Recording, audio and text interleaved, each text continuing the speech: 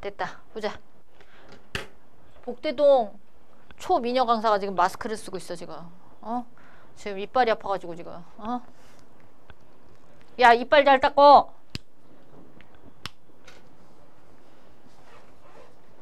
보자. 신경계를 알아보도록 할게요. 우리 신경계 후다닥 다 나갑니다. 그러면 신경계 후다닥 어디까지 다 나가는 거냐면 완자 기준으로 신경계 끝까지 다 나가는 겁니다. 완자 기준으로 115쪽까지 다 나갑니다. 알았어? 신경계 아예 끝내버리는 거야. 그럼 오투 기준으로도 신경계가 아예 끝나야 돼. 오투 기준으로는 한 단원일 거예요 아마. 다음 시간까지 각자 그거 풀어가지고 오투 있는 사람은 오투, 완자 있는 사람 완자, 완자 오투 있는 사람 완자 오투 다 풀어가지고 갖고 오세요. 알겠습니까? 다음 주에는 호르몬 나갑니다. 다음 주에는 호르몬 나가고 그 다음 주에는 방어 나갑니다. 알았어? 그 다음 주에는 세포 분열 나가고요. 우리 세포 분열까지, 세포 분열은 2시간 정도 걸리거든요. 그래서 9월 셋째 주까지 세포 분열까지 나가는 걸 목표로 하는 거예요. 그렇게 해야 너네들 숭덕고등학교 시험 범위가 맞춰지고 너네는 방어까지일 거야 아마. 시험 범위가. 그래서 방어까지 맞춰지게 될 거예요. 봅시다. 신경계를 보면 신경계는 인체에서의 정보 전달 시스템을 우리가 신경계라고 하는데 신경계는 두 가지가 있어. 뭐하고 뭐가 있어? 중추신경계라는 것과 말초신경계라는 걸로 이루어져 있습니다. 중추신경계는 뇌하고 척수를 가지고 있고요. 말초신경계는 뭘 가지고 있으면 뇌신경과 척수신경을 가지고 있습니다. 그러면 말초신경계라는 역할이 뭐냐? 말초신경계는 몸의 말단부와 몸의 말단부에는 뭐가 있어? 몸의 말단부 이런 거 손, 발, 막 피부 이런 거 뭐라 그래? 감각기라고 하죠. 몸의 말단부인 감각기나 또는 반응기와 중추신경을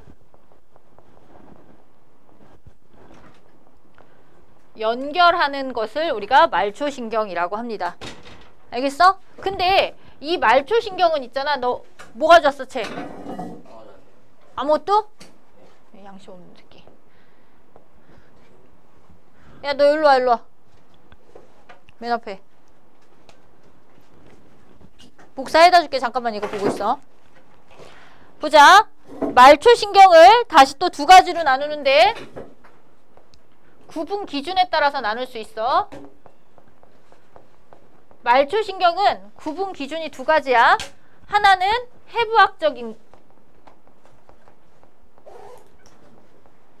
해부학적 구조로 나눌 수가 있고 말초신경을 구분 기준에 따라서 하나는 기능에 따라서 나눌 수가 있어. 말초신경이 똑같은 말초신경인데 있잖아. 해부학적 구조로 표현하느냐 기능에 따라서 표현하느냐에 따라 다른 거야. 알겠어? 됐어? 해부학적 구조를 보면 이렇게 있어. 얘가 뭐야? 뇌, 척수. 그럼 무슨 신경을 얘기했어 지금? 중추신경 얘기했지? 그 중추신경에서 뻗어나오는데 이렇게 뻗어나왔으니까 이 뻗어나온 이런 신경을 우리가 무슨 신경이라고 하는 거야? 말초신경이라고 하는데 얘는 어디서 뻗어나왔어 지금? 척수에서 뻗어나왔지 쟤다. 그래서 이런 걸 우리가 척수신경이라고 그래. 그러면 해부학적 구조로는 척수에서 뻗어나오면 척수신경이 되는 거야. 알겠어? 다음에 뇌에서 이렇게 뻗어나올 수도 있지. 이해갔어? 시신경이나 후신경이나 미신경처럼 뇌에서 직접적으로 뻗어나온 신경들이 있다 이 얘기야. 이런 걸 우리가 뇌신경 이렇게 부르는 게 돼. 그러면 시신경도 뇌신경이야. 시신경은. 그러면서 걔는 기능에 따라서는 또 다른 말로 부를 수가 있다 이 얘기야. 알겠습니까? 다시 기능에 따라서 또 구분을 할 거야. 기능에 따라서 어떻게 구분을 하냐면 구심성 신경과 원심성 신경으로 구분을 할 수 있어. 구심성 신경은 우리가 쉽게 말해서 구심성 신경 뭐 얘기하는 거야? 감각 뉴런 얘기하는 거야. 원심성 신경은 다시 또 나눌 수가 있어. 오케이? 어떻게? 체성 원심성 뉴런. 원심성 뉴런은 운동 뉴런을 얘기하는 거야. 반응기로 연결되어져 있는 운동 뉴런. 알겠어? 이런 운동 뉴런을 체성 원심성 뉴런 이렇게 나눌 수가 있거든요. 체성 원심성 뉴런이라는 건 뭐냐면 체성 운동신경이야. 그러니까 뭐냐? 체성이라는 것은 대뇌의 지배를 받는 거야. 기능이. 뭐 골격근이라든지 이런 것들 있지. 그런 애들하고 연결되어 있는 걸 보통 체성 원심성 뉴런이라고 합니다. 아시겠어? 다음에 자율 신경계. 자율 원심성 뉴런, 자율신경 이렇게 표현을 하는데 이런 원심성 뉴런에는 자율신경은 뭐냐면 얘네는 대뇌의 지배를 받지 않아. 어디에 지배를 받나? 간뇌나 연수나 또는 중간뇌의 지배를 받아. 이런 걸 우리가 자율신경으로 구별을 할 수 있습니다. 아시겠습니까? 큰 틀은 이래. 알겠어? 이제 여기서 하나하나 이제 들어가 볼 겁니다. 들어가 보기 전에 나 책 좀 복사해 오도록 하겠습니다. 이제 봅시다. 이제 다시 이렇게 전반적으로 내용은 뭔지 아시겠어요? 큰 틀은 이해하셨죠? 큰 틀은 이해하셨죠? 이제 뇌부터 다시 들어갑니다. 그럼 중추신경계에는 뭐하고 뭐가 있다 그랬어 얘들아? 뇌하고 척수가 있다 그랬죠? 그럼 중추신경계는 몸 밖과 안의 정보를 받아들여서 통합하는 걸 얘기해. 그러면 중추신경계부터 다시 들어가서 설명을 해볼게요.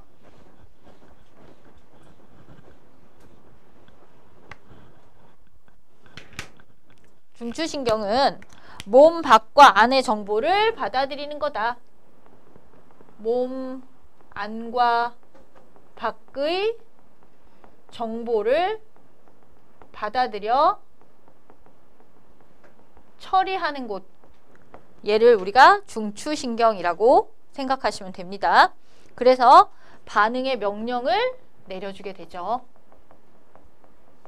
명령을 내리는 주체가 됩니다. 그래서 중추신경계 뇌도 그렇고 척수도 그렇고 명령의 주체가 될 수 있습니다. 그래서 종류는 뇌하고 척수가 있습니다. 그럼 여러분 뇌를 한번 볼까요? 뇌를 보면 거기에 뭐뭐뭐뭐가 있어. 대뇌 있지? 또 뭐가 있어? 대뇌 그 다음에 소뇌 있잖아. 그 다음에 뭐 있어? 대뇌 있고 소뇌 있지. 그 다음에 여기쯤 여러분 요렇게 나오죠. 여기에 뭐가 있냐면 간뇌가 있을 거예요. 그리고 간뇌 아래쪽에 뭐가 있냐면 중간뇌가 있을 거예요. 됐습니까? 그 다음 중간뇌 밑에는 뭐가 있어요? 뇌교라고 하는 애가 있고요. 그 다음에 연수가, 그 밑에는 연수가 있을 겁니다. 이게 우리의 뇌를 구성하고 있는 종류들이 되는데 대뇌부터 한번 볼게요. 대뇌의 특징을 한번 봅시다. 거기 대뇌. 대뇌는 좌우 두 개의 반구로 이루어져 있고 몸의 반대쪽을 조절을 해주게 됩니다. 좌우 두 개의 반구로 되어 있는 것들은 여러분들이 다 알 거고 다음에 몸의 반대쪽을 지배한다. 예를 들어서 오른손에서 오는 자극은 왼쪽 뇌로 가고요. 이해하셨습니까? 왼쪽 뇌에서 내린 명령은 오른손에 있는 운동 뉴런으로 가게 됩니다. 이것서 몸의 반대쪽을 지배하는데 그럼 이러한 신경의 교차는 대뇌로 오는 신경의 교차는 어디서 일어나느냐? 모두 연수에서 일어날 거야. 밑에 있던 연수. 그래서 연수가 고장이 나면 교차가 안 이루어지겠죠. 다음에 대뇌의 겉질은 회색질로 이루어져 있어서 우리가 뉴런을 배울 때 신경세포체라고 하는 거 배웠어 안 배웠어? 배웠지? 신경세포체로 이루어져 있고요. 대뇌의 속질은 백색질인 축삭돌기로 이루어져 있습니다. 아시겠지? 그리고 대뇌의 표면은 뭐가 굉장히 많아. 주름이 되게 많아. 그래서 표면적이 넓어지는 효과가 있고요. 됐습니까? 다음에 대뇌를 기능에 따라서도 나눌 수가 있고 해부학적으로 위치에 따라서도 나눌 수가 있는데 기능에 따라서는 야 선생님 지금 겁나 아파. 이빨이. 스트레스 엄청 받아. 그치? 아파. 이거 뭐야? 느끼는 거죠. 감각령의 중추고요. 다음에 선생님이 아프다 보니까 혀를 막 움직이는데 혀를 막 움직이다 보면 이빨에 막 부딪혀. 그 느낌이 너무 싫어. 왜? 마취가 풀린 지가 몇 시간이 지났는데도 그 느낌이 너무너무 싫어. 그럼 느낌을 알고 하는 거죠. 그러니까 느끼는 거, 그 다음에 움직이는 거. 이 혀를 자꾸 움직이고 입술을 자꾸 움직이고 선생님이 자꾸 움직여. 불편하니까. 이겼어? 그 반응하는 거지. 그거에 대해 자극에 대해서. 그래서 운동력. 다음에 우리는 생각할 거 아니야. 아, 선생님 빨리 집에 가고 싶다. 그래서 빨랑빨랑 수업해야 되겠다. 이렇게 생각할 거 아니야? 그래서 연합력. 이렇게 기능적으로는 이 세 가지로 이루어져 있고요. 위치적으로는 봐봐 얘들아. 우리 얘기 맨 앞에 여기 있지. 여기. 이마 위에. 여기를 우리가 뭐라 그래? 전두엽. 다음에 여기 있지. 여기. 사이드. 측두엽. 다음에 뒤통수 있지 얘들아. 여기를 뭐라 그래? 후두엽. 그 다음에 여기 천공 있는 데 있죠. 여기. 가만히 있는데. 여기를 우리가 두정엽. 이런 곳들에도 얘네들이 다 있고 다음에 이런 위치들마다 얘네들이 다 분포하고 있게 되는 거야. 이해갔어? 근데 이러한 기능들이 모두 다 이러한 기능들이 대뇌에서는 분화되어 있다는 게 되게 중요하죠. 기능이 분화되어 있다는 건 대뇌의 모든 곳에서 감각력, 운동력 이런 것들을 다 하는데 어떤 부분이 감각력을 했으면 어떤 부분은 운동력이고 운동력 중에서도 오른다리를 움직이는 거, 왼다리를 움직이는 거 이런 것들이 다 나누어져 있다 이거야. 위치마다. 이해갔어? 그래서 대뇌의 특정 부분을 다쳤을 때 특정 부분이 이루어지지 않는 건데 몸 전체가 안 움직이거나 몸 전체가 문제가 있거나 그런 건 아니라는 얘기야. 이해갔어? 그래서 기능이 분화되어 있다는 거 기억하시면 될 것 같습니다. 아시겠어? 다음에 두 번째 거기 밑에 뭐 있어? 이제 여러분들 책에 뭐 나와? 손해 나오지? 그치? 손해는 야 감각력이 뭔지 운동력이 뭔지 연합력이 뭔지는 설명 안 해도 알죠? 알죠? 그냥 넘어갈게요. 이거는. 다음에 손해는 좌우 두 개의 스몰방구로 이루어져 있는데 대뇌에서 시작된 수위 운동의 조절 중추야. 얘들아, 수위 운동의 조절 중추라고 하면 손해도 되지만 대뇌도 돼. 대뇌에서 시작된 수위 운동을 조금 더 정밀하게 해주는 곳이 손해야. 그럼 선생님 수위 운동이 뭐예요? 이렇게 물어봐야지. 수위 운동은 뭐야? 의지를 갖고 우리가 생각에 의해서 움직이는 근육 활동을 얘기하는 거야. 이겼어? 팔 들어? 이런 거. 연필로 글씨 써? 이런 거. 이겼어? 그러한 것들을 시작하는 건 되는데 미세하게 정교하게 그 활동을 할 수 있게끔 해주는 것은 뭐다? 손해가 되는 거야. 그래서 얘네들이 함께 조절을 해주게 됩니다. 됐어? 다음에 몸의 평형을 유지시켜주는 역할을 해요. 몸의 평형, 우리가 기울어지거나 또는 회전하거나 이런 것들을 다 느낄 수 있게 해주는 거죠. 롯데월드 가서 여러분 놀이기구 신나게 타잖아요. 그 놀이기구를 타고 하면 우리가 이제 스릴을 느끼는 게 우리의 그 평형 감각이 깨지기 때문인데 그걸 조절해 주는 것이 손해다. 이렇게 생각하시면 될 거예요. 알겠어? 그래서 우리의 위치 감각이나 회전 감각이 어디하고 관련 있어? 반고리관이라든지 또는 전정기관하고 관련 있죠. 걔네들을 조절하는 중추가 손해라고 보시면 될 것 같습니다. 알겠어? 다음에 이제 간뇌 보자. 간뇌는 시상과 시상하부로 이루어져 있어. 시상은 어떤 역할을 하느냐? 감각 정보에 대뇌로 이제 가는 감각 정보들이 있잖아. 아파, 아름다워, 뭐 부드러워, 뭐 이런 느낌들 있죠. 이러한 감각에 의한 정보가 대뇌로 전달되는 통로 중에 하나야. 시상은. 그 이상, 그 이하의 역할도 안 해요. 그럼 중요한 건 뭐야? 시상하부야. 이렇게 있으면 간뇌가 이렇게 있으면 얘는 시상. 시상 밑에 있는 걸 시상하부. 얘네들을 합쳐서 간뇌. 간뇌에서는 이렇게 뭐가 이렇게 연결돼 있어. 뇌하수체가 연결돼 있어. 뇌하수체 여기는 전엽. 앞에 거는 전엽. 뒤에 거는 후엽. 이런 식으로. 그러면 뇌하수체는 간뇌다 하면 맞아 틀려? 뇌하수체는 간뇌다 하면 맞아 틀려? 틀리는 거야. 뇌하수체는 간내가 아닙니다. 알겠어? 간내는 시상과 시상하부로만 이루어져 있어야 돼. 뇌하수체는 간내가 아니에요. 그러면 이 시상하부의 역할은 뭐냐?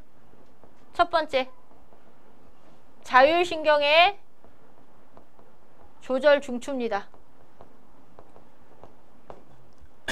이해갔어? 우리가 교감, 부교감 이제 배울 거거든, 말초신경에서. 그러한 자율신경의 조절 중추고요. 다음 두 번째 시상하부는 내분비샘. 우리 다음 주에 배우는 내분비샘 뭡니까? 호르몬이죠. 호르몬의 분비 조절 중추입니다.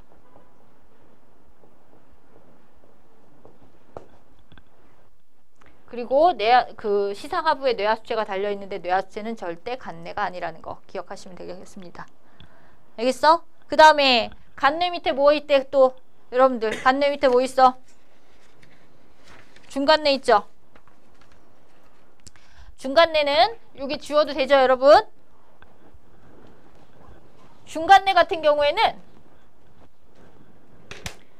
우리의 뇌 안에서 크기가 가장 작은 부분을 얘기하는데 얘는 첫 번째 소뇌와 함께, 소뇌가 아까 뭐의 중추라고 그랬어? 평형감각의 중추라고 그랬지? 평형을 함께 조절을 해줍니다. 그 다음에 두 번째, 이건 제일 중요한 거야. 중간내의 가장 큰 역할은 뭐냐면 안구반사를 해주는 거야. 안구반사라는 건 뭐야? 홍채를 조절해서 동공의 크기를 조절하는 거지. 이런 것들을 하는 안구반사의 중추가 된다. 알겠어? 동공반사라고도 하죠. 됐습니까? 다음에 중간내 밑에 연수 위에 뭐가 있냐면 이렇게 볼록 튀어나온 데 있지. 우리 이렇게 뇌가 있고 이렇게 뇌인데 여기에 이렇게 볼록 이렇게 튀어나온 데 있어 없어? 있어 없어? 앞에 봐봐. 여기 이렇게 볼록 튀어나온 데, 손의 앞쪽에 볼록 튀어나온 데 있지? 이 볼록 튀어나온 데를 우리가 뇌교라고 하는 거야. 알겠어? 이 뇌교는 뭐하고 뭐를 합쳐서 뇌교라고 하냐면, 뇌교는 중요해. 뭐가 중요하냐면 뇌교가 시험 문제 나올 때는 박스로 나와요. 뇌교를 구성하는가, 아니다. 뇌줄기를 구성하는가 이렇게 해서 나오거든요. 뇌교는 뇌줄기를 구성하는 것 중에 하나인데, 이 뇌교는 어떤 역할을 하냐면 첫 번째, 소뇌와 대뇌 사이에 정보 전달을 하고요. 하나 더, 얘네들은 호흡 운동 조절을 합니다.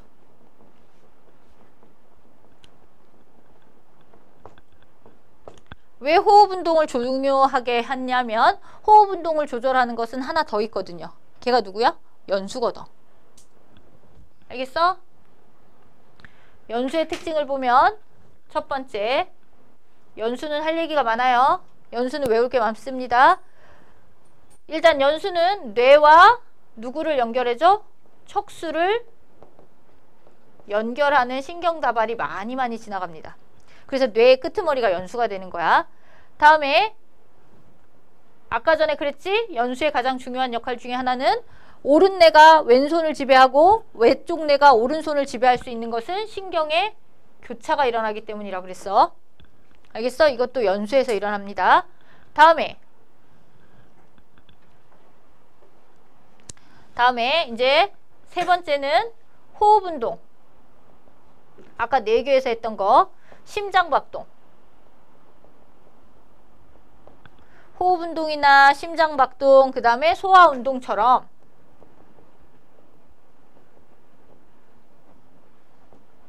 우리가 가만히 있어도 생각하지 않아도 일어나는 생명현상, 자발적인 생명 유지작용을 할 수 있게 해주는 것이 누구다? 연수다.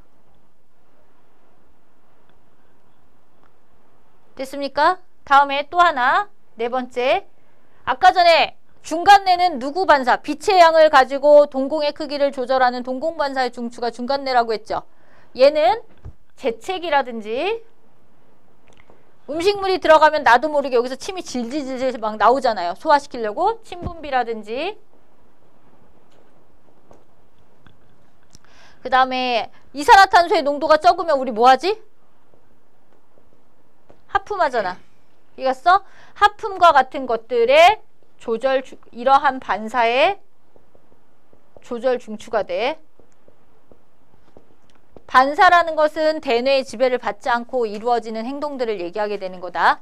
그래서 보통 입으로 하는 반사의 중추가 연수다라고 보시면 될 것 같아요. 알겠어? 그러면 뇌를 했으면 뇌줄기를 구성하고 있는 세 가지를 꼭 외우셔야 합니다. 뇌줄기는 뭐뭐뭐를 세 가지 합쳐서 얘기하냐면 중간내, 뇌교, 연수, 이 세 가지를 합해서 뇌줄기라고 부릅니다. 이러한 뇌줄기는 무의식적인 활동을 하게 돼. 얘네들은 첫 번째 무의식적 활동. 그러니까 대뇌하고는 상관이 없다는 거죠. 대뇌는 좀 의식적으로 행동을 하잖아요. 생각하고 이렇게 해야 되겠다, 저렇게 해야 되겠다, 어떤 확인을 하죠. 근데 얘네들은 무의식적인 생명 활동을 할 수가 있죠. 그래서 아까 전에 얘기했던 자발적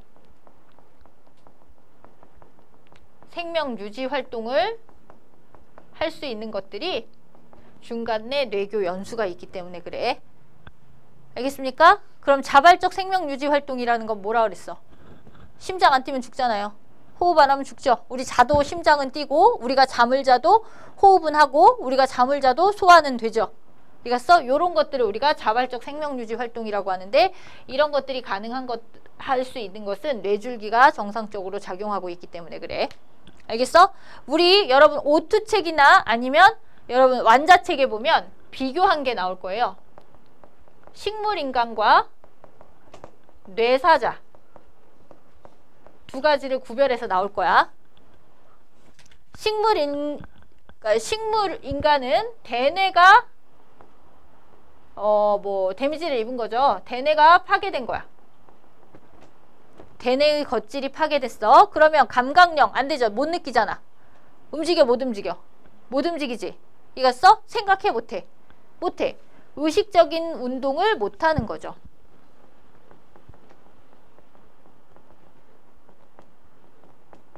근데 식물인간은 뇌줄기는 정상이야. 대뇌만 문제가 있지 얘네들은 정상이라 이거야. 이해갔어? 그래서 뇌줄기의 가장 큰 역할이 뭐라 그랬어? 자발적 생명 유지 활동이라고 그랬지. 그래서 얘네들은 자발적 생명 유지가 가능해. 그러니까 식물인간은 이거 이렇게 떼고 있어도 상관이 있다는 거 없다는 거야. 이거 있잖아. 이렇게 하는 거 뭐라 그러는 거지? 산소호흡기. 그거 안 써도 된다 이거야. 멀쩡하게 살 수 있다 이거야. 이해갔어? 의식적이지만 못하는 거야. 이해갔어? 그냥 누워만 있고 잠만 자는 거야. 이해갔니? 근데 뇌사자는 대뇌도 파괴되고 뇌줄기도 파괴됐어. 그러면 얘는 의식적이지도 않고 자발적인 생명 유지도 안 되겠지. 이해갔어요? 이런 사람들을 우리가 뇌사자라고 하게 되는 거다. 알겠어? 결국에 모든 기능이 어떻게 되겠냐? 상실되겠죠? 이해하셨습니까? 이제 뇌를 다 했으니까 여러분들 한 장 넘기시면 완자는 넘깁니다. 넘기시면 이제 척수로 들어가 보도록 하겠습니다. 주요 되냐? 주요 되냐? 주요 되지?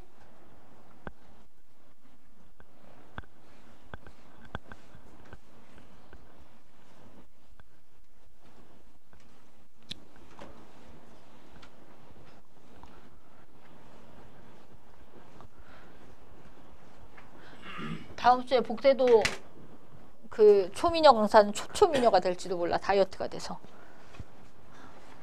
지금 밥맛이 뚝 떨어지고 있어 진짜. 왜 밥맛이 떨어지는 줄 아니 얘들아? 이빨 닦는 게 무서워가지고. 가글로만 하고 싶어가지고 지금 한 끼도 오늘 안 먹고 있어. 물만 마시고 있어 지금. 나 여기 피 안 나올 때까지는 밥을 못 먹을 것 같아. 무서워서 못 먹겠어. 너무 무섭습니다 진짜. 야 니네 진짜 양치 열심히 해. 권순유 양치 열심히 해. 지금 이제 뇌를 했고요. 이제 중추신경에 척수를 해볼게요. 보자. 척수는 보면 아까 전에 했었지? 여기 뇌 했고 여기 이렇게 쭈루룩 있는 게 척수라고 했어 안 했어? 했죠? 이겼어? 그러면 이 척수의 기능을 보면 첫 번째 척수의 기능 가장 중요한 기능이 뭐야? 뇌와 누구를? 말초신경을 연결해 주는 것이 척수의 가장 큰 역할이야. 이겼어? 그래서 이 연결되어 있는 신경들을 우리가 척수신경이라고 하죠. 이해갔니? 그래서 감각기에서 오는 정보를 뇌로 전달해 주기도 하고요. 뇌에서 내린 명령을 반응기로 보내주는 역할을 하는 것들이 이 척수의 역할이 된다. 이해갔어? 다음에 두 번째 반사의 중추가 돼. 아까 전에 우리 두 가지 반사 배웠지? 반사라는 것은 대뇌에 의해서 지배되는 게 아니라 그랬어. 의식적이지 않은 상태에서 우리 몸이 반응하는 걸 우리가 보통 반사라고 하거든요. 그럼 반사의 중추 아까 두 가지 배웠지? 빛의 양을 조절해서 나도 모르게 동공의 크기를 조절하는 걸 우리가 동공반사라고 했는데 그걸 조절해주는 애 누구라 그랬어? 중간뇌. 나도 모르게 여기 이산화탄소가 많으면 하품이 나오고 나도 모르게 음식물이 들어가면 침이 질질 나와. 이건 누구야? 연수. 그쵸? 그럼 나도 모르게 무릎을 팍 치면 무릎이 폭 하고 어떻게 돼? 올라가지.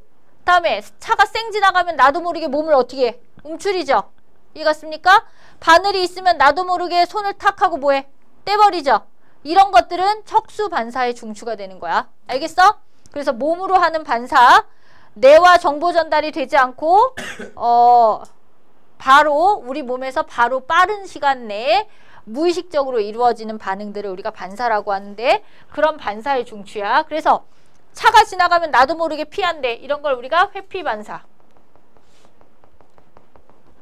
다음에 무릎 치면 올라가. 무릎반사. 그 다음에 우리가 배변.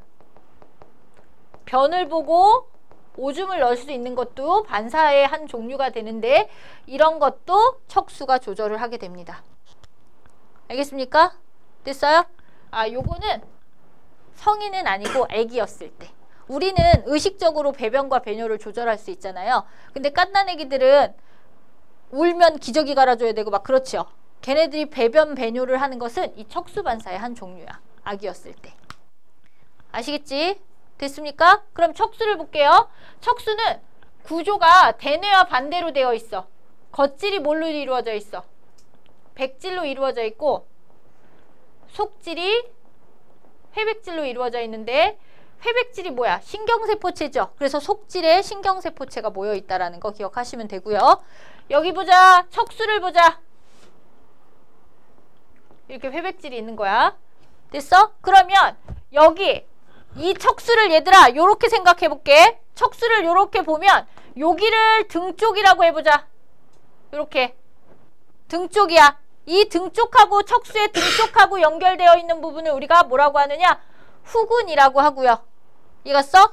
후근은 어떤 신경 다발들이 있냐면 감각뉴런 다발들이 있어요. 그럼 감각뉴런은 어디로부터 와? 감각기로부터 이렇게 전달되어 오는 그 감각신경의 그 말단부들이 모여있는 것이 후근이 되는 거야. 됐어? 그러면 요 앞쪽은 뭐가 되느냐? 척수 앞쪽은 배 쪽이거든요. 척수에서 배를 향하는 부분. 여기를 우리가 전근이라고 하는데 전근에는 수많은 신경세포체가 뻗어나갈 거야. 이해갔어? 이런 거를 우리는 운동뉴런이라고 하는데 운동뉴런 다발이 운동뉴런 다발의 신경세포체가 모여있는 걸 우리가 척수의 전근이라고 합니다.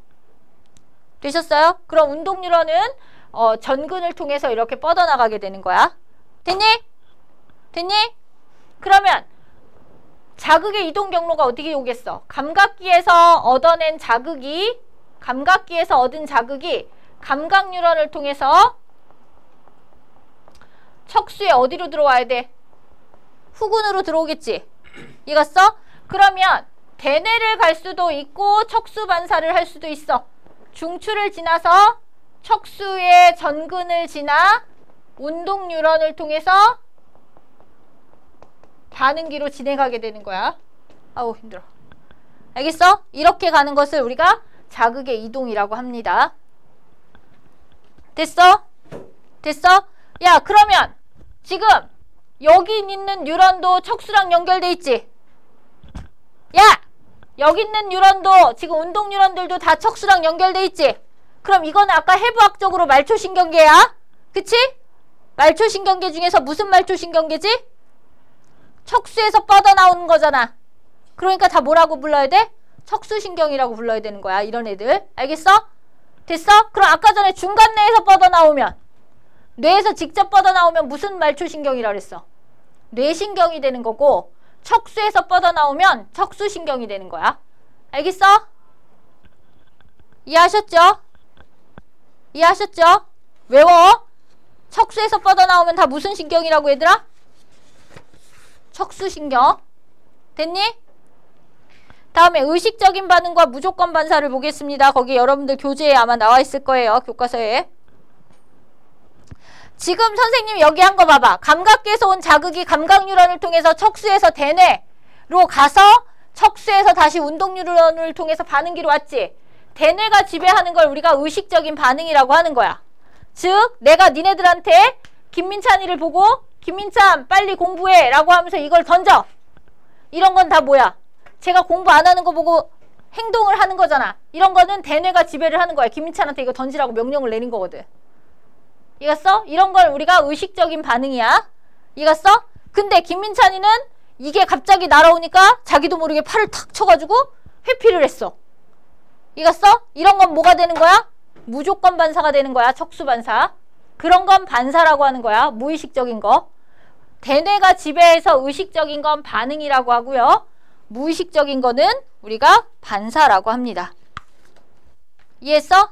이게 시험 문제에 나오는데 어떤 형태로 나오냐면 이렇게 막 나와요.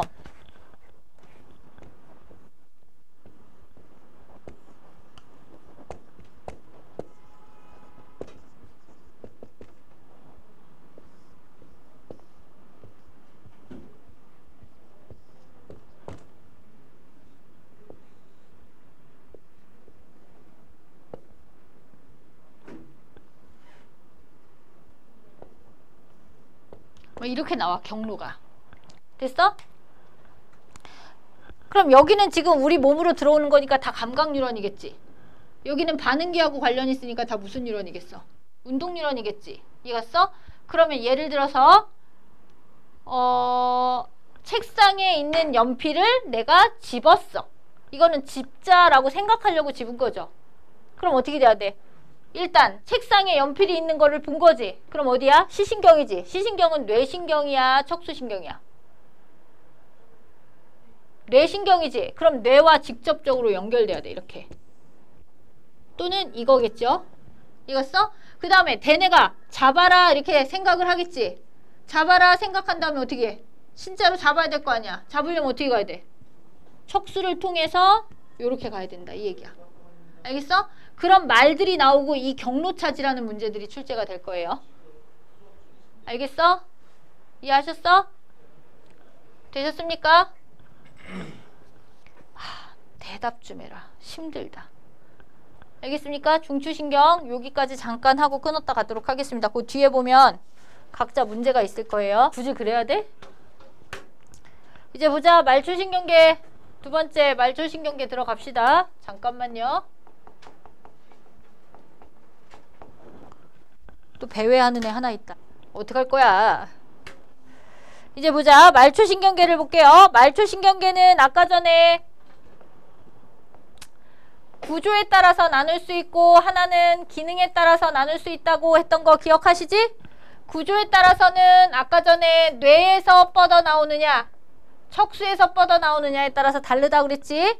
뇌에서 뻗어나오는 걸 우리가 무슨 신경이라고 했어? 뇌신경. 그 다음에 척수에서 뻗어나오면 척수신경. 이렇게 표현해.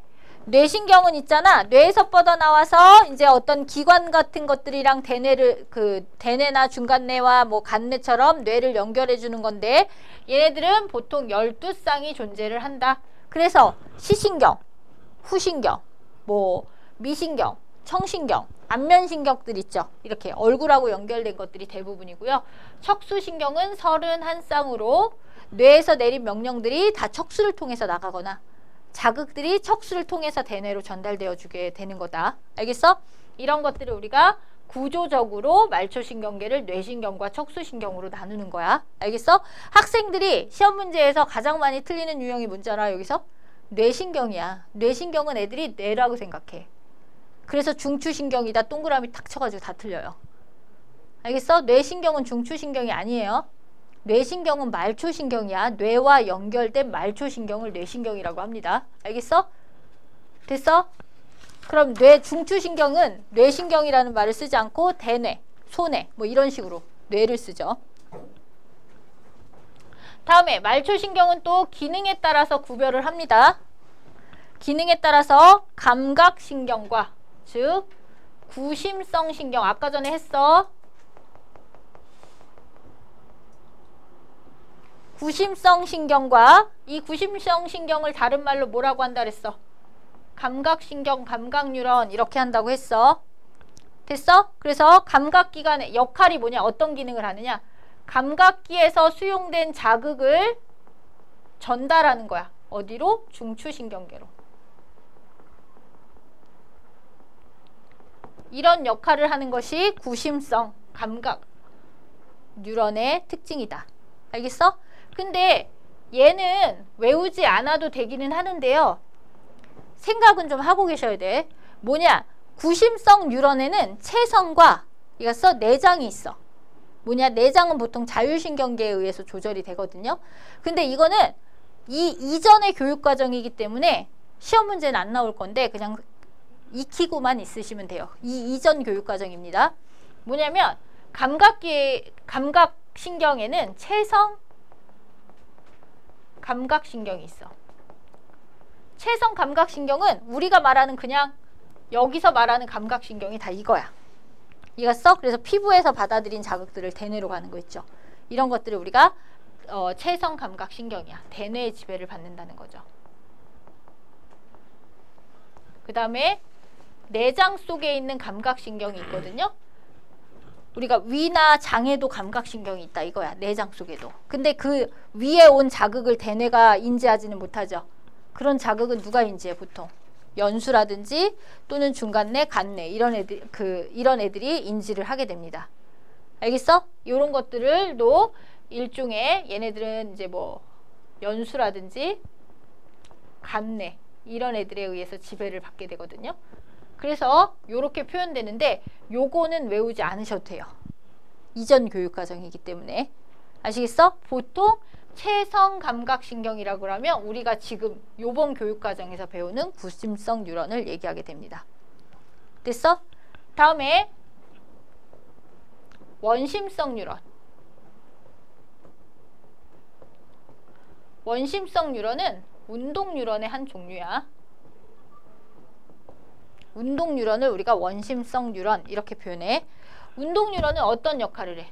중추신경계에서 내린 명령을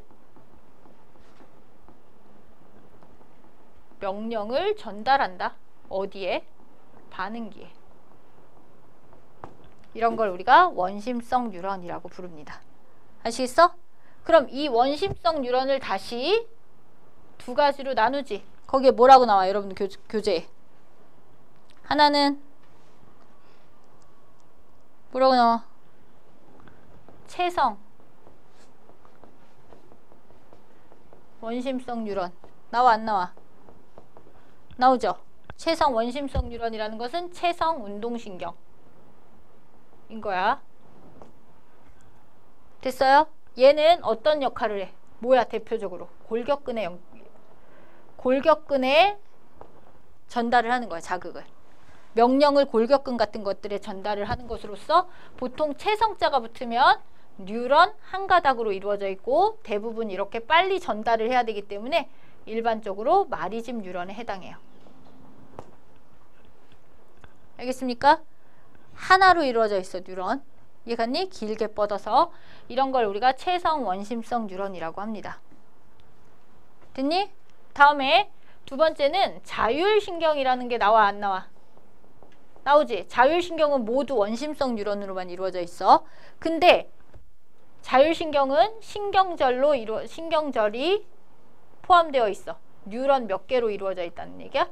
2개로 구성되어 있어. 원심성 뉴런 2개로 이루어져 있는 걸 우리가 자율신경계라고 합니다. 이것서 주로 내장이나 또는 심장과 같은 이렇게 내장 분포로 내장에 많이 분포하고 있는 것들이 이런 자율신경인데, 이 자율신경에는 다시 교감신경과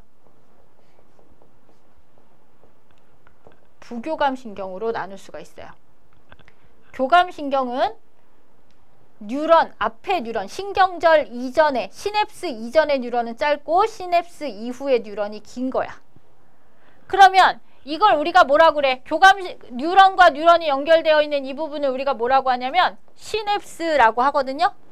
이겼어? 시냅스에서 자극이 이렇게 이동하는 걸 자극에 뭐라고 한다고 배웠어, 우리는? 자극에 뭐라고 한다고 배웠는데? 전달!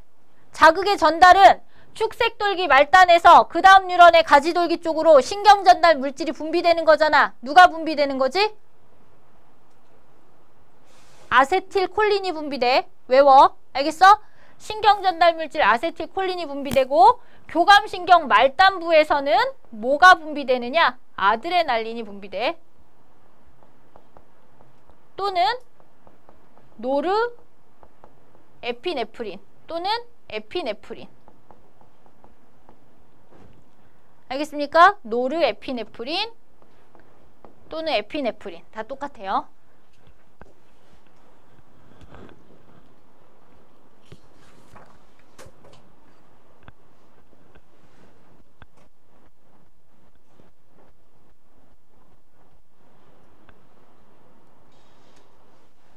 됐습니까? 됐어? 세 개 다 똑같은 말이야. 다음 부교감신경은 똑같이 신경절 이전 뉴런과 신경절 이후 뉴런으로 이루어져 있는데 반대로 작용해. 반대로 구성되어 있어. 시냅스 이전의 뉴런이 길고 후가 짧아. 됐어? 그럼 여기 시냅스니까 자극이 전달되겠지? 어떤 거에 의해서 전달이 돼야 돼? 아세틸콜린. 여기는 아세틸콜린이 분비되는데 부교감신경 말단부에서도 아세틸콜린이 분비돼. 됐어? 여기까지 됐어? 근데 얘랑은 서로 어떤 기능을 반대로 어떤 기관에서 얘네들이 작용을 하면 그 기관에서의 기능이 서로 반대가 돼. 이렇게 반대가 되는 걸 중요 뭐라고 그래? 기랑작용이라고 그래.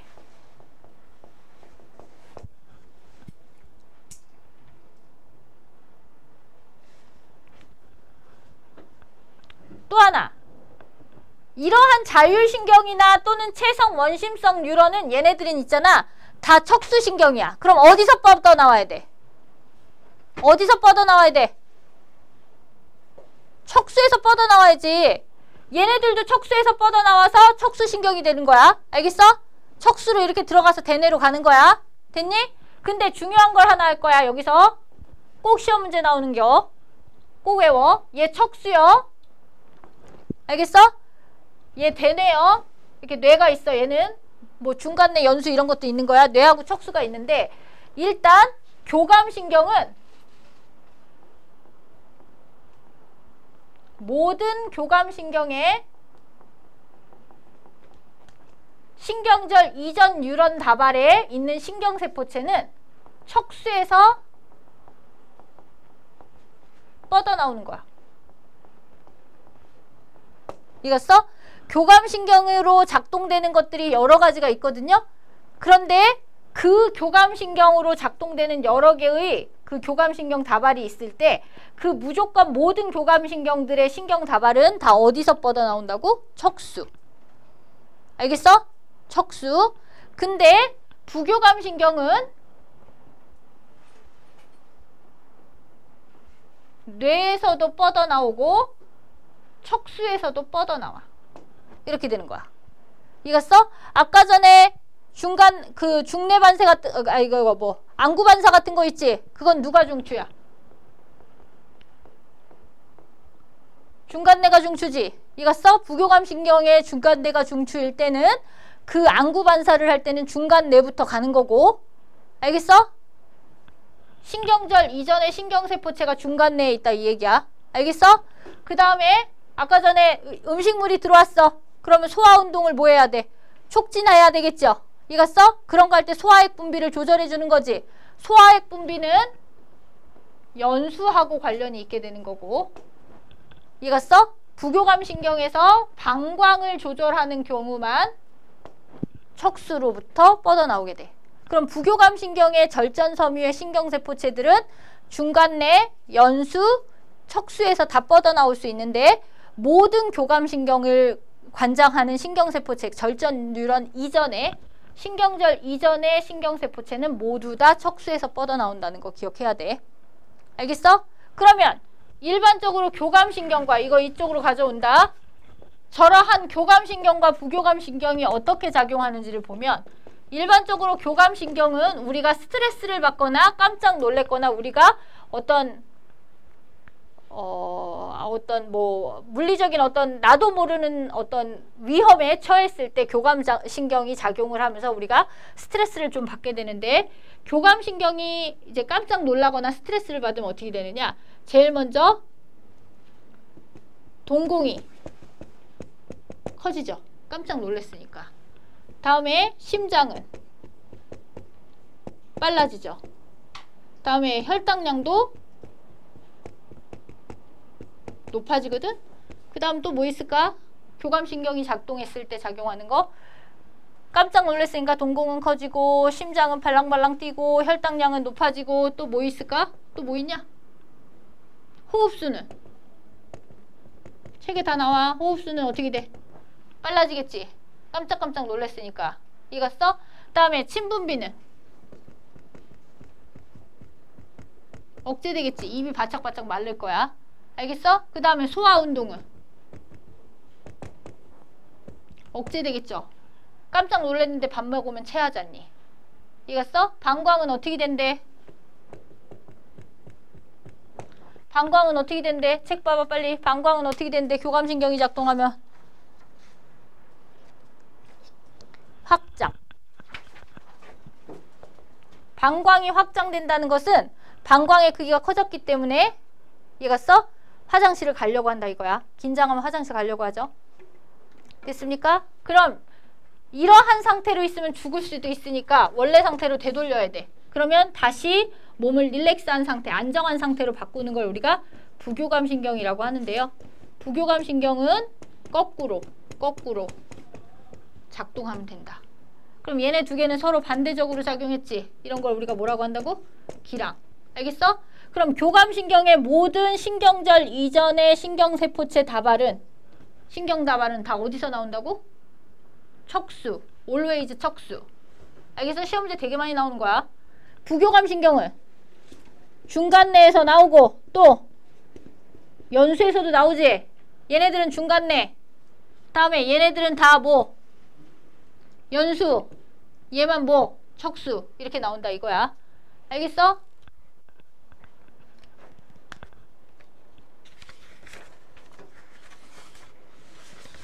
되셨습니까?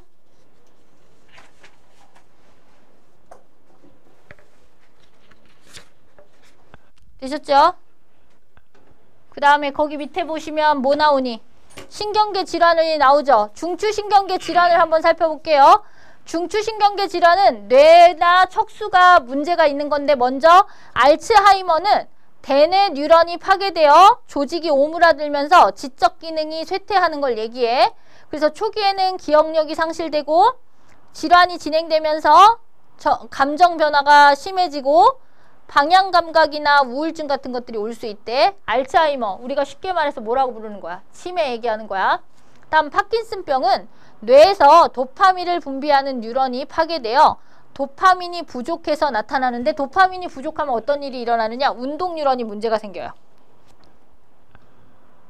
그래서 운동 뉴런에 문제가 생기면서 이제 운동을 제대로 못하게 되는 거야. 그러니까 정상적인 운동 기능이 떨어지는 걸 얘기하는 거죠. 그래서 똑바로 걷질 못하고, 이겼어? 걷다가 넘어지고, 이런 식으로. 나는 똑바로 걸을 수 있는데 내 몸뚱아리가 제대로 이제 작동을 못하는 상황이 되는 거지. 이런 걸 우리가 파킨슨병이라고 합니다. 다음에 중추신경은 멀쩡한데 말초신경에 문제가 있는 걸 우리가 말초신경 질환이라고 하는데요. 첫 번째 뭐가 있어 거기? 루게릭이라고 하는 병 있죠. 루게릭병. 이걸 우리가 근위축성 축삭경화증이래요. 이걸 다른 말로 쉽게 말해서 루게릭병이라고 하거든. 그 야구 선수인가? 루게릭인가 뭐 있잖아. 그 사람 이름 딴 거잖아. 어떤 미국에 있는 야구 선수가 이 병에 걸려서 누워있다 죽었다잖아요. 그래서 이제 생긴 건데, 얘는 운동신경이 선택적으로 파괴되면서 나타나는 건데, 초기에는 손의 사용이 서툴고 다리가 약해져서 약해지지만 질환이 진행되면서 기침, 호흡 곤란이 나타나고 근육이 약화돼서 근육 경직이 나타나는 건데, 얘는 있잖아, 이 근육을, 몸에 있는 모든 근육을 쓸 수 없어서 죽는 거예요. 그래서 나중에는 호흡 자체를 자기 스스로가 못해요. 그래서 죽어요. 이거니? 누워만 있는데 우리가 호흡도 해야 되고 심장도 뛰어야 되는데 그런 운동 능력이 전혀 사라지기 때문에 문제가 돼서 그 기능들을 할 수 있는 근육들이 다 굳어버리는 거거든요. 그렇게 해서 죽는 병, 이걸 우리가 루게릭병이라고 한다. 루게릭병은 근데 초반부터 나오지는 않고요. 보통 성장을 하면서 발생을 하는 것 같아. 대표적인 예가 또 누구야? 되게 유명한 사람 있잖아. 스티븐 호킹 박사. 그 사람도 루게릭병이었죠. 근데 그렇고 거기 뭐라고 나오냐? 길랑발의 증후군이라고 하는 거 나오죠? 몸의 면역계가 말초신경계를 잘못 공격해서 나타나는 병이랍니다. 이거 읽어보시면 될 것 같습니다. 나머지 거 풀고 풀어주세요. 완자로는 102쪽이고요. 일단 오트로는 그 파란 거 풀어주세요.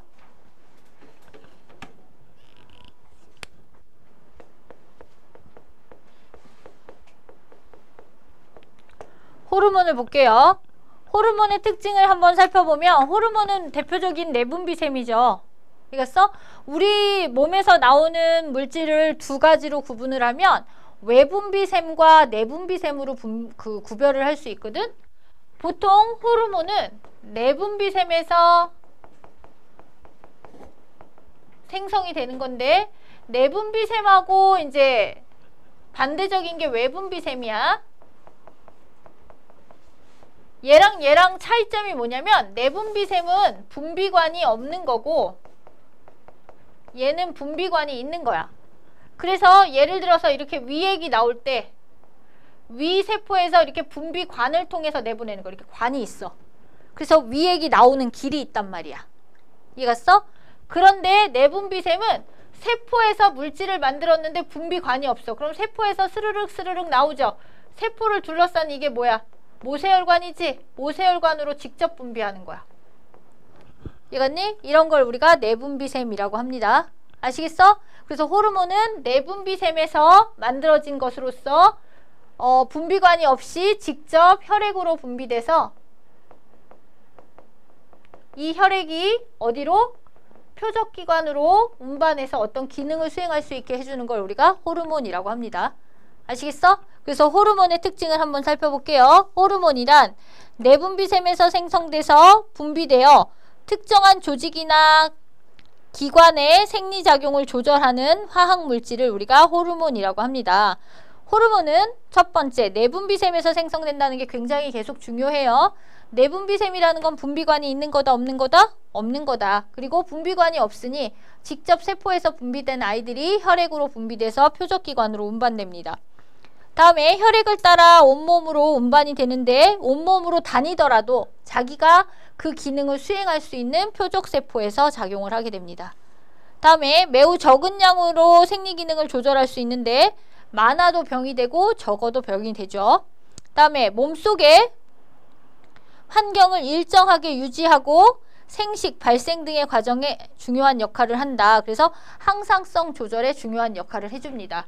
다음에 내분비샘인 호르몬의 특징 중에서 하나를 더 쓰면 거기 밑에다 써주세요. 이거는 항원 척추동물 사이에서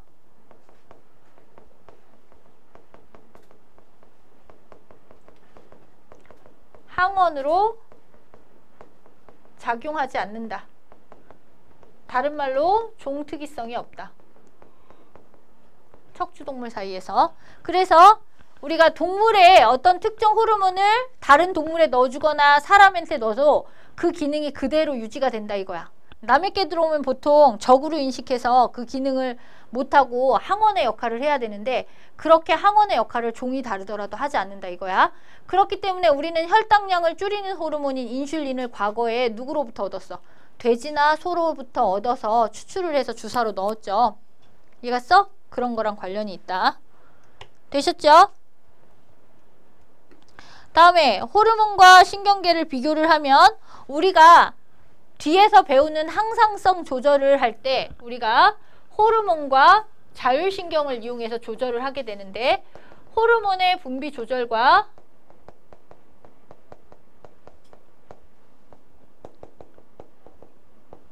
신경의 조절, 우리 몸의 항상성 조절의 과정이 있을 거야. 호르몬은 있잖아. 신호 전달을 하는 것들이 뭐냐면 첫 번째, 신호 전달 매체가 호르몬은 체액, 혈액이야. 혈액이 이 호르몬 자체를 운반해 줄 수 있는 거야. 근데 신경은 뭘로 가? 뉴런으로 가죠. 아까 자극 주면 뉴런에서 추르륵 가잖아. 이해갔습니까? 뉴런이고, 두 번째, 신호 전달 속도가 호르몬은 느려. 왜? 우리 온몸을 혈액과 함께 운반해야 되기 때문에. 근데 뉴런은 국지적으로 거기만 딱 가서 어떤 기능을 하기 때문에 뉴런의 이동 속도는 훨씬 더 빠르다. 다음에 적용 범위가 호르몬은 넓지만 신경은 좁다. 다음에 효과의 지속성도 호르몬은 오랜 동안 우리 몸의 항상성을 유지시켜 줄 수 있지만 신경은 짧다. 특징, 신경은 일정한 방향으로 한쪽 방향, 축삭돌기 말단에서 그 다음 뉴런의 가지돌기 쪽으로만 진행이 되는데 호르몬은 혈액을 타고 온몸을 돌지만 어떤 특정한 표적세포에서만 작용할 수 있다. 이것이 호르몬과 신경의 어떤 자극의 조절 그 과정이 된다고 보시면 돼요. 항상성의 조절 과정. 되셨습니까? 넘겨. 다음에 거기서 보시면 사람의 내분비샘과 호르몬을 보시면 내분비샘마다 다른 종류의 호르몬을 분비하고 특정 조직이나 기관에서 그 기능을 조절한대요. 호르몬 분비를 조절할 수 있는 중추는 밑줄 쳐. 간뇌의 시상하부야. 외워. 호르몬 분비를 조절하는 중추는 누구라고 할까? 간뇌야. 그 중에서도 시상하부다. 됐습니까? 그래서 시상하부가 뇌하수체를 조절함으로써 호르몬의 분비를 조절해 줄 수 있습니다. 됐슈? 그러면 외울 거를 동그라미 치겠습니다. 거기 보면 간뇌의에 붙어있는 게 아까 뭐라 그랬어? 뇌하수체라고 얘기했지? 뇌하수체 전엽과 뭐가 있어? 후엽이 있지? 뇌하수체 전엽에서 외워야 될 거 갑상샘 자극 호르몬. 뇌하수체 전엽에서 외워야 될 거 갑상샘 자극 호르몬. 그 역할이 뭐겠어? 갑상샘을 자극하는 호르몬이야. 알겠어? 앞으로 TSH라고 쓸 겁니다. 빨리 안 쓰냐? TSH. 대문자다. 대문자.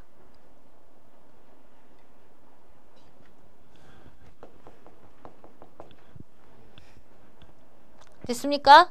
다음에 갑상샘에서 나오는 것 중에서 부신 겉질 자극 호르몬. 얘의 역할은 뭐겠어?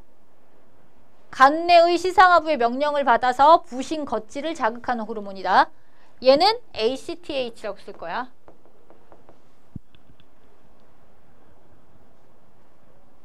이거 두 개는 무조건 외워야 된다. 알겠어? 뇌하수체 이제 후엽이 있지? 뇌하수체 후엽에서는 프로락틴이라든지 ADH가 나오는데 꼭 중요한 거 ADH. 엄청 중요하다.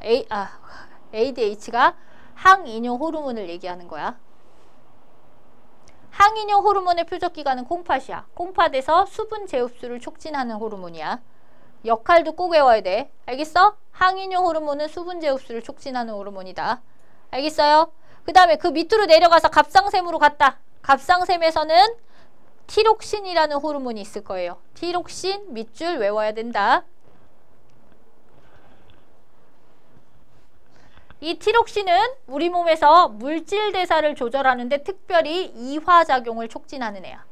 이화는 물질을 분해하는 거지. 그래서 에너지를 만드는 역할을 하는 것이야. 그래서 티록신이 부족하면 이화작용이 잘 안 일어나요. 외워라. 알겠어? 그러면 이러한 티록신은 우리 몸에서 체온 조절이라든지 이런 다양한 활동에 사용을 할 수가 있습니다. 됐어? 칼시토닌과 뭐 파라토르몬은 나올 때 뭐 혹시나 나오면 외우시면 되고요. 그 다음에 쭉 내려가서 부신으로 갑니다. 부신은 콩팥 위에 이렇게 점처럼 이렇게 양쪽에 달려있는 걸 우리가 부신이라고 하는데, 부신은 겉질과 속질이 있어. 부신 겉질에는 당질 코르티코이드라는 것이 나오는데 혈당량을 증가시켜주는 역할을 합니다. 다음에 부신 속질도 중요해. 부신 속질에는 뭐가 나와? 아드레날린이라는 게 하나 나와요. 나와 안 나와? 나오지? 에피네프린. 알겠어? 에피네프린이라는 거 나오죠? 이 에피네프린은 아까 전에 교감신경 말단부에서 나오는 노르에피네프린이랑 기능이 똑같은 물질이에요. 알겠어? 그래서 혈당량을 상승시키고 심장 박동을 촉진시켜주는 역할을 하는 거야. 외워라. 알겠어? 근데 외우실 때 이렇게 외우세요. 역할은 같지만 이제 교육과정이 바뀌면서 이름이 바뀌었거든요. 교감신경 말단부에서 나오는 건 노르에피네프린. 알겠어? 옛날엔 아드레날린과 에피네프린과 혼용해서 썼는데 이제는 혼용하지 않습니다. 알겠어? 그래서 교감신경 말단부에서 나오는 노르에피네프린. 다음에 부신 속질에서는 그냥 에피네프린이 나옵니다. 근데 기능은 똑같은 거야. 다음에 그 밑에 뭐가 있어? 이자가 있지? 이자에서 나오는 호르몬 두 개 다 외우세요. 인슐린과 글루카곤. 됐어? 인슐린과 글루카곤은 서로 혈당량을 높이거나 낮추거나 한쪽 그 기관에서 그런 작용을 하기 때문에 얘네들을 우리가 기량작용이라고 부른다. 알겠어? 다음에 호르몬의 분비 이상에 따른 내분비계 질환을 보면 첫 번째 뭐냐? 티록신이 많아서 생기는 병이 있죠. 이걸 우리가 갑상선 기능 항진증이라고 하는데요. 티록신이 정상인 사람보다 훨씬 더 많이 나오는 거야. 그럼 TSH의 농도도 높겠죠, 이 사람은? 이해갔습니까? 그러면 티록신이 너무 많이 나오면 어떤 일이 일어나냐면 물질 대사가 너무 많이 일어나는 거야. 그러면 세포에 있는 영양분이 저장이 안 돼. 계속해서 뭐 하겠어? 분해를 시켜버리는 거야. 그러니까 삐쩍삐쩍 마르고 성격이 급하고 에너지가 많은데 그 에너지를 발산해야 되는데 그 발산량이 어마어마한 거죠. 그래서 막 성격도 급하고 하는 행동도 급하고 다 그런 사람들을 보통 이런 것들을 의심하게 합니다. 근데 살찔 틈이 없어. 이런 사람들 바시락거리고 계속 움직이기 때문에. 근데 이 사람들을 확인할 수 있는 방법은 안구 돌출로 확인을 해요.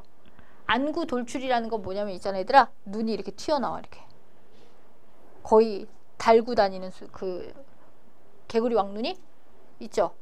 개구리 왕눈이처럼 눈이 이렇게 툭 튀어나와요. 그래서 안구 돌출이 일어나는 부작용이 있습니다. 다음에 티록신이 결핍된다는 것은 뭐냐면 갑상선 기능 저하증인데 티록신이 부족한 거야. 티록신이 부족하던 이유는 뭐냐면 아이오딘이나 이런 것들이 티록신을 만들려면 아이오딘이 필요한데 아이오딘이 부족해서 그럴 수도 있고요. 또는 호르몬의 이제 이상, 분비 이상으로서 그럴 수도 있습니다. 그래서 물질 대사를 저해해서 추위를 잘 느끼고 에너지가 안 만들어져요. 그리고 물만 마셔도 에너지를 소비하지 못하니까 기초 대사량도 되게 낮으니까 살이 계속 찌게 되는 거죠. 이런 걸 우리가 티록신이 결핍된 병, 갑상선 기능 저하증이라고 합니다. 됐어? 다음에 생장 호르몬이 너무 많으면 뭐가 생겨? 거인증이 생기죠. 거인증의 대표적인 예가 누구요? 최홍만이잖아. 최홍만처럼 그렇게 된다는 거고. 소인증은 뭔지 알죠? 난쟁이라고 하는 그런 외소증이 되는 거고요. 다음에 항이뇨 호르몬이 결핍되면 요붕증이 걸려서 콩팥에서 수분 재흡수가 저하돼서 많은 양의 오줌을 자주 넣는 병이 된대요. 다음에 인슐린이 결핍되면 무슨 병에 걸려? 당뇨병에 걸리죠? 혈당량 조절이 되지 않는 걸 얘기합니다. 넘겨봐. 거기 124쪽을 완자로 있으면 풀어보시고요. 너네는 거기 옆에 있어? 있어? 그거 풀어. 여기까지 하고 마무리하겠습니다. 다음 시간에는 항상성부터 할 거야.